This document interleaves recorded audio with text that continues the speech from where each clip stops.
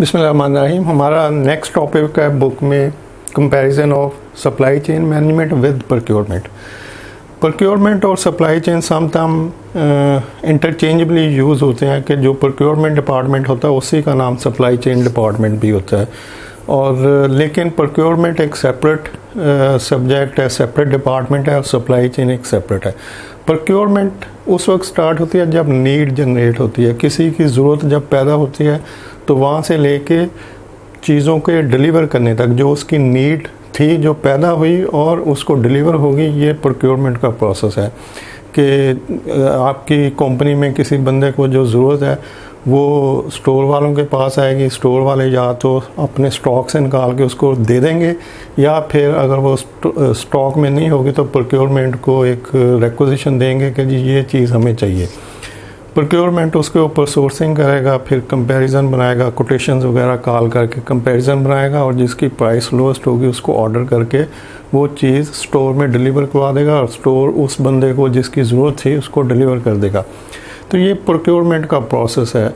इसमें supply chain का सिर्फ इतना हिस्सा है कि जब आपने परचेज़ ऑर्डर इशू कर दिया अपने सप्लायर को कि भाई ये परचेज़ ऑर्डर है, इस चीज़ की जो आपने कोटेशन दी थी ये आप सप्लाई करें, तो उस वक्त सप्लाई शुरू हो जाएगी।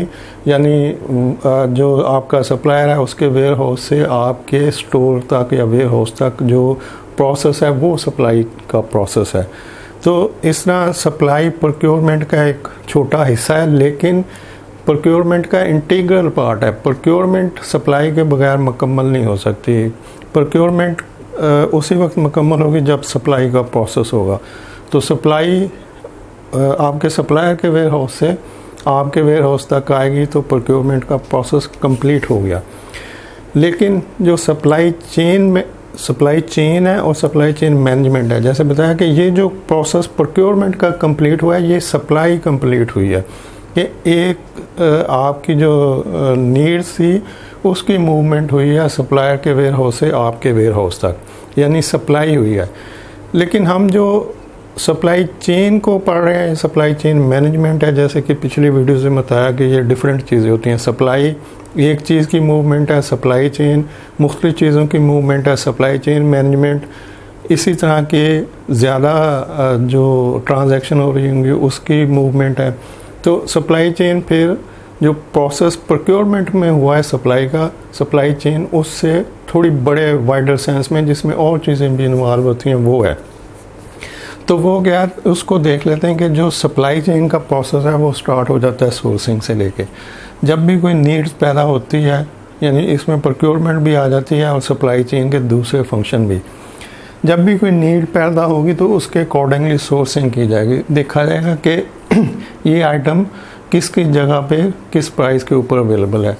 तो पहला प्रोसेस सप्लाई चेन मैनेजमेंट में सोर्सिंग का होगा। फिर उस सोर्सिंग के ऊपर जो आपकी फाइंडिंग होगी, जो आपने सप्लायर ढूंढे होंगे, उनसे जो कंपैरिजन रेट वगैरह किए होंगे, उसके मुताबिक फिर प्रोक्योरमेंट या परचेजेस का प्रोसेस होगा। तो procurement is second stage of supply chain management.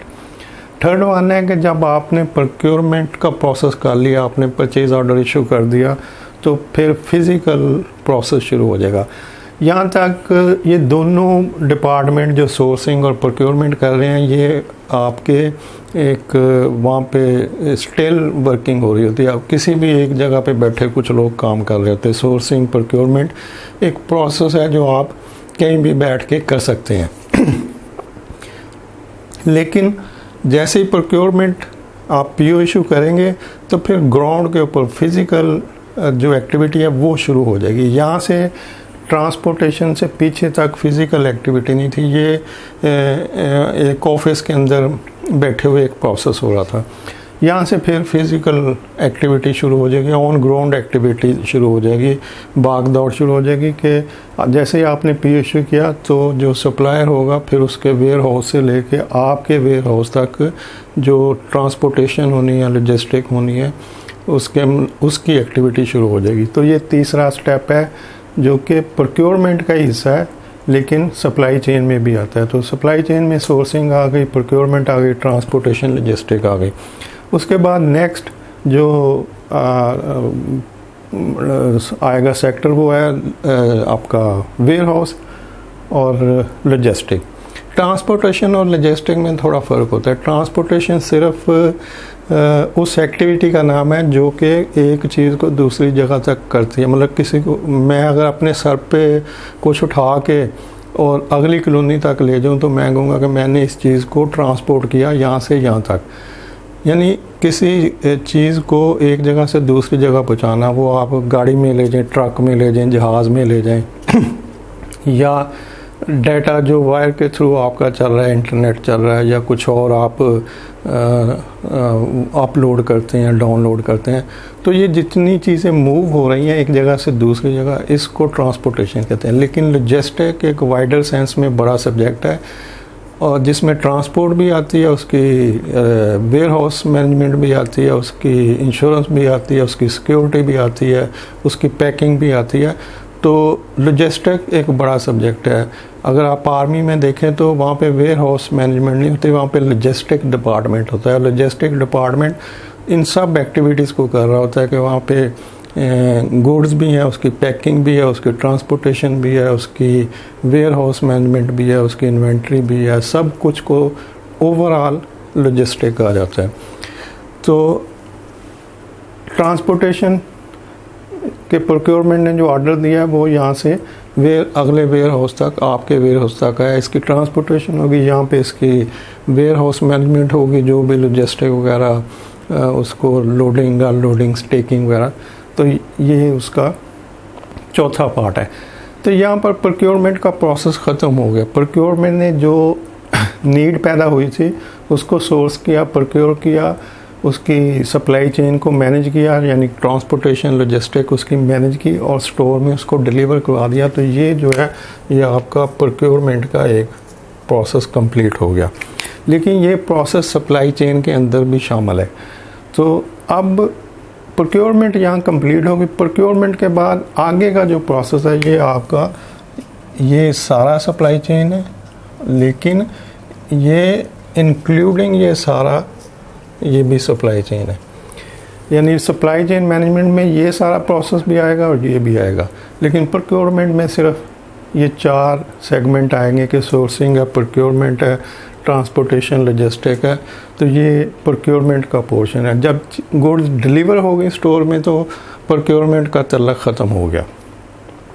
अब जो गुड्स डिलीवर हुई हैं, जो रॉ मटेरियल है या और कोई डायरेक्ट इनडायरेक्ट मटेरियल है, तो अब ये इशू होंगी प्रोडक्शन के लिए। प्रोडक्शन में जो आपकी फिनिश गुड बन रही है, जो भी कंपनी बनाती है, तो प्रोडक्शन में वो चीज़ बनेगी, फिर उस चीज़ की आगे डिस्ट्रीब्यूशन होगी, जो भी आपके डिस्ट्रीब्यूटर हैं उनको डिस्पैच होगी, सेल होगी या डिस्ट्रीब्यूशन। सेल डिस्ट्रीब्यूशन को एक ही कंसिडर किया जाता है।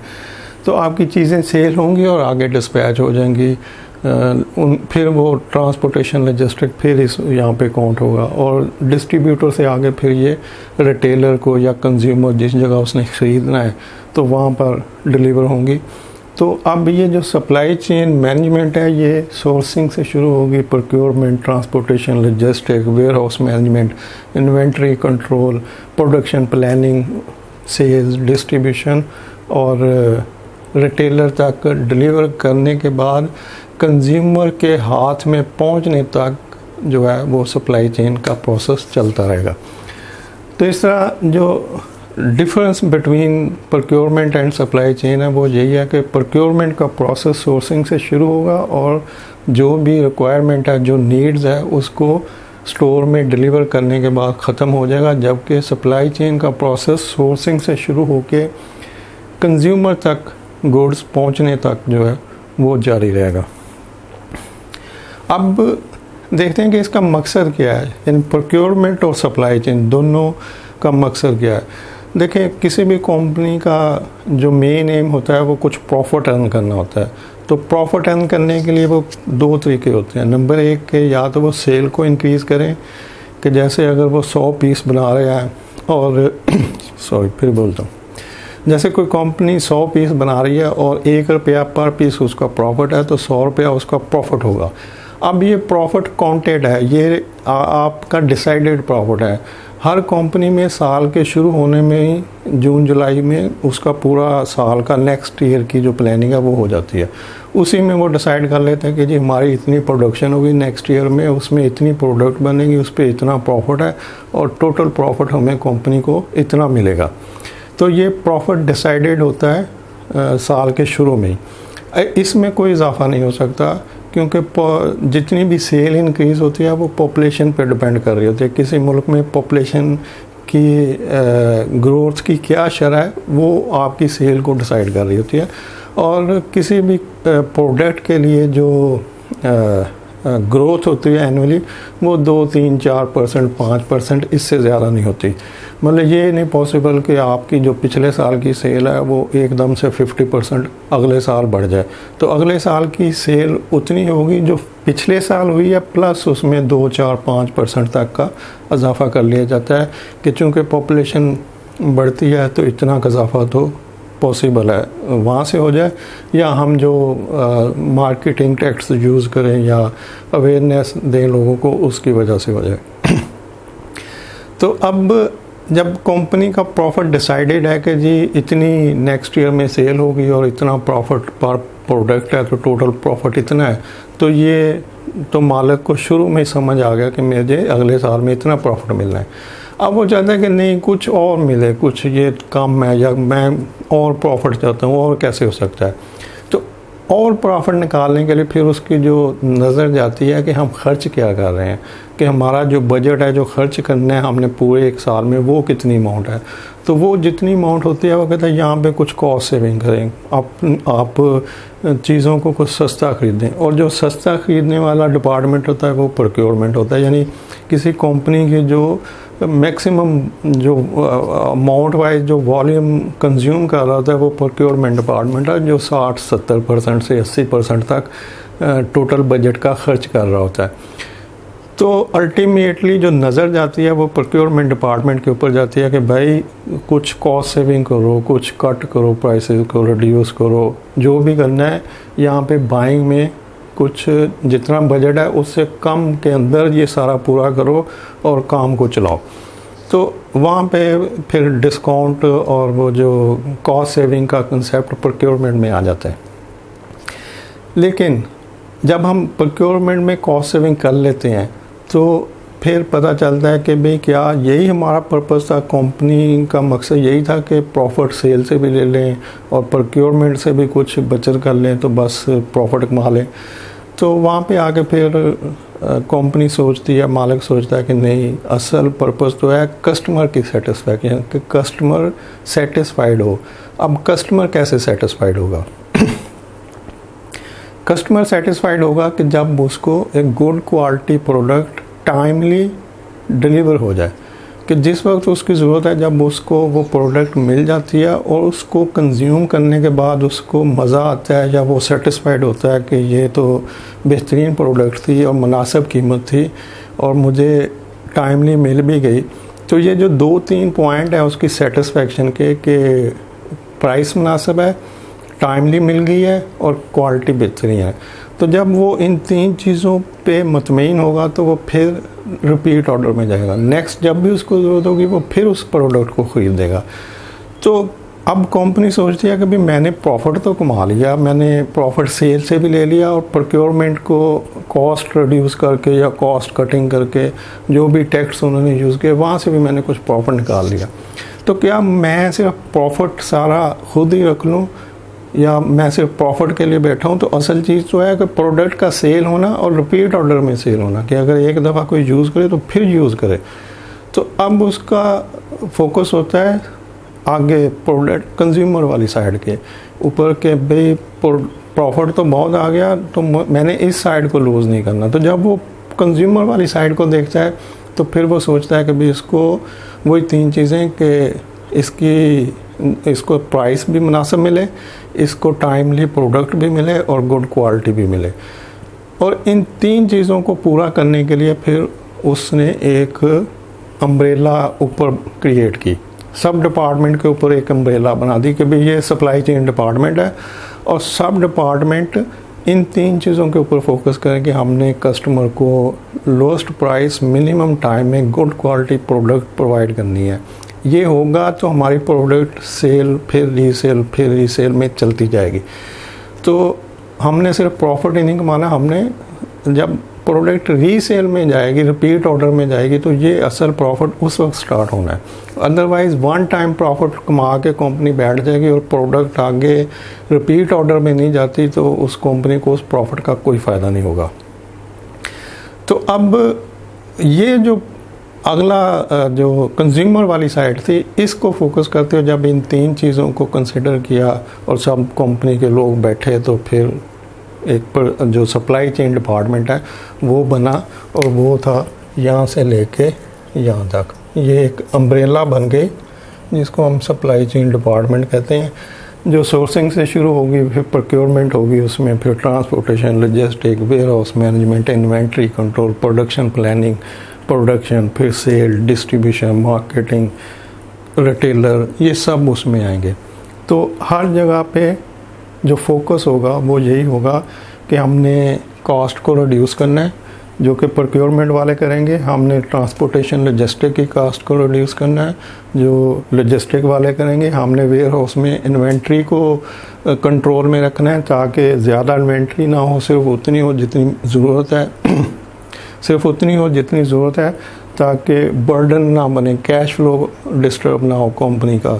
तो इन्वेंट्री को कंट्रोल करना है, प्रोडक्शन को टाइमली करना है, और फिर उसकी डिस्ट्रीब्यूशन के सप्लाई चेन को मैनेज करना है ताकि चीज़ें टाइमली डिस्ट्रीब्यूटर और फिर ऑनवर्ड कंज्यूमर तक पहुँचे, कि जब भी कंज्यूमर को डिज़ायर हो कि मुझे ये चीज़ ख़रीदनी है, वो शेल्फ पर जाए तो वो चीज़ वहाँ पर अवेलेबल हो। तो जब इन सब डिपार्टमेंट को कंट्रोल करने के लिए ज़रूरत पड़ी तो फिर एक सप्लाई चेन डिपार्टमेंट को बनाया गया, और सप्लाई चेन डिपार्टमेंट इन सब के ऊपर एक अम्ब्रेला की सूरत में, एक बॉस की सूरत में बैठा होता है और इनको मैनेज करता है। यहाँ पे डाटा का जितना फ़्लो होता है मुख्तलिफ डिपार्टमेंट का, उनको देखा जाता है। प्रोडक्ट का जो फ़्लो होता है रॉ मटेरियल से लेके फिनिश गुड तक, उनको देखा जाता है, और ये सारा कुछ सप्लाई चेन मैनेजमेंट के अंडर हो रहा होता है। जबकि जो प्रोक्योरमेंट है वो सोर्सिंग से वेयर हाउस में डिलीवरी तक गुड डिलीवर करने में मुकम्मल हो जाता है ये प्रोसेस, और सप्लाई चेन यहाँ से सोर्सिंग से कंज्यूमर तक पूरा चलता है। और पर्पज़ उसका वही 4 पॉइंट, कॉस्ट रिड्यूस करनी है ताकि कंज्यूमर को लोएस्ट प्राइस में गुड्स अवेलेबल हो और गुड क्वालिटी हो और मिनिमम टाइम में डिलीवर हो जाए। Hope for understanding. Thank you. अल्लाह हाफिज़।